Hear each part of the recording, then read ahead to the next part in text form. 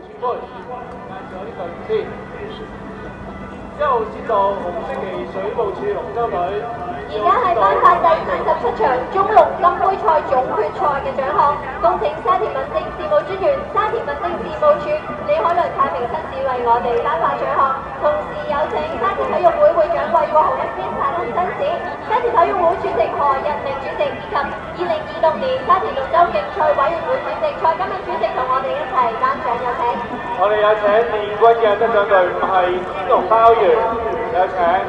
好，2號先到藍色旗拔萃救生會麻好啲啊！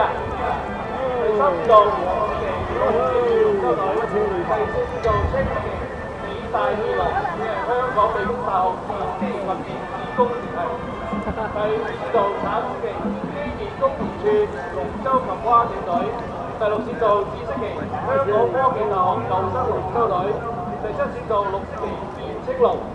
第8節道粉紅色旗道元峰，咁啊過咗1/3啦，咁啊好似有少少意外出現咗啦，有少少真係導致咗啦嚇，我睇睇咩事先。後邊有後邊嘅事啦，前面咧睇到啦，喺度啊，應該係第7節道電青龍啦。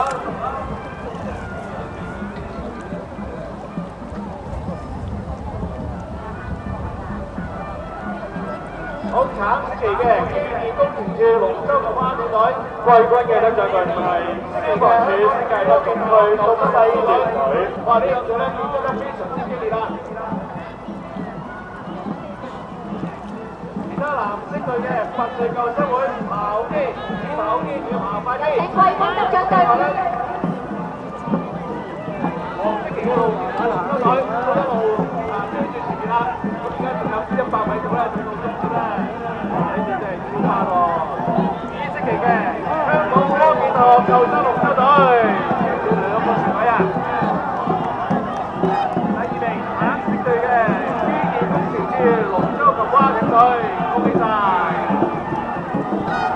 第3名2號線嘅拔萃救生會好機。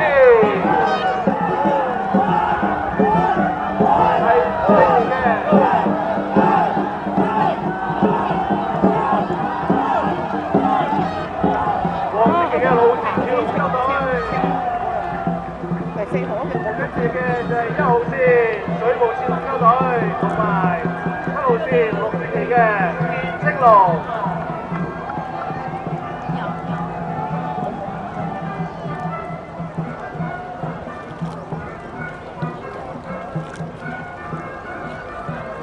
擺橫嗰啲。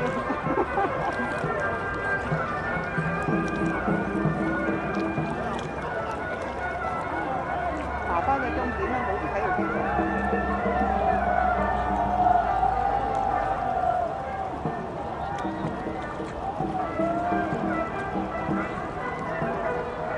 好啦，完成比賽嘅建議，請你從中返去上落艇隊，上落跳住。